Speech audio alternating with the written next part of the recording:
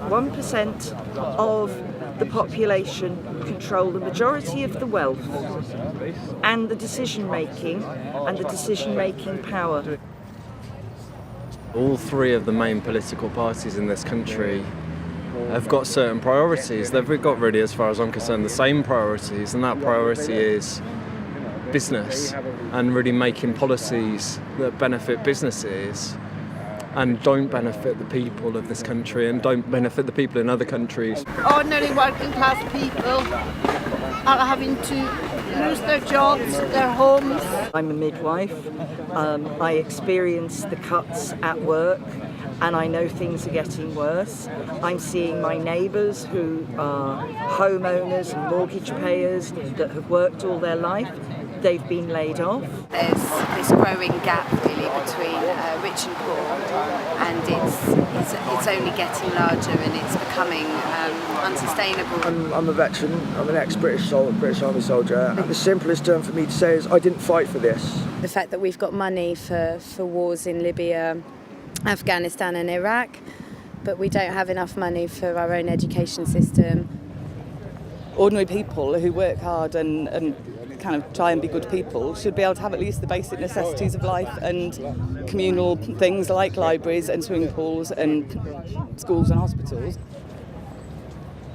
Something Margaret Thatcher once famously said, that there is no alternative to free market capitalism. But now it seems that capitalism has reached such a structural crisis. People are feeling more and more frustrated with the conditions of their lives. Everyone, apart from that top 1%, are feeling the cuts and are feeling the pain of the financial crisis that none of us created it. We've got governments throwing around hundreds of billions of pounds in bailouts for banks with not a suggestion of any consultation with the people whose money it is, because let's be frank, governments don't have any money. They only have the money of the people in their countries. The banks have been rewarded for doing a bad job. If you work in a factory and you do a crap job, then you get sacked. You know, you don't get a bonus. We've got governments taking decisions that demonstrably the case that the majority of the population don't support. There's too many people in this world that abdicate thinking to somebody, that they do my thinking for me. I trust the government to do it. Well, this is where we are. Don't trust them anymore. Our democratic process, our political system is lobbied so hard by corporations. Our politicians are now primarily careerists. We need to reclaim our democracy. We don't feel represented, we don't feel we have a voice, and so here we're using our voices and we're representing ourselves. As long as we're here, we're kind of raising some sort of awareness, we're bringing people together, having discussions. There are solutions that we know about to social problems, to economic problems, to ecological problems.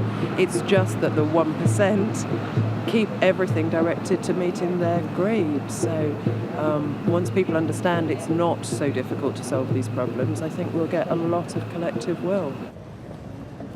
I'm black. The very reason I can vote and work and sit where I want to on the damn bus is because somebody else stood, raised their voice and made a difference. And what these people are doing here is exactly the same. Let's not forget all of the press are owned by the mega rich. So of course they're going to ignore this as much as they can, and then they're going to try and twist our agenda.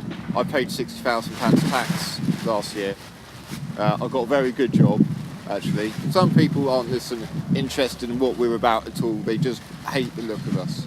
If you think what's been achieved from 50 people in Wall Street on the 17th of September to 1,500 plus cities worldwide, every continent except Antarctica, this is a global social movement which will go down in history. It's the biggest global protest about the same issue ever. So how can people say it's unfocused? Just come down, come hang out, come make some friends, come talk, come share it. That is enough.